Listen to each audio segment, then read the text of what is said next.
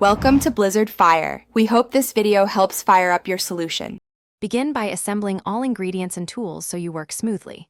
2 cups mashed sweet potato, 3 cups all-purpose flour, 1 cup milk, 2 tablespoons sugar, 1 packet, 7G active dry yeast, 1 teaspoon salt, 2 large eggs, and 4 tablespoons unsalted butter. Warm the milk to 100 to 110 degrees F to activate yeast. Melt butter and cool slightly.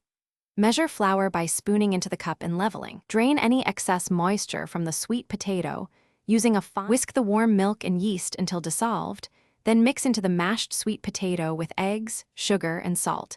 Add melted butter and stir. Gradually fold in 3 cups of flour until a shaggy dough forms, then knead on a lightly floured surface about 8 to 10 minutes until smooth and elastic, or mix with a stand mixer for about 6 minutes on low. Place dough in a lightly oiled bowl, cover, and proof in a warm spot until doubled, about 60 to 90 minutes depending on room temperature. After the dough has doubled, gently deflate and roll to 1/2 inch thickness.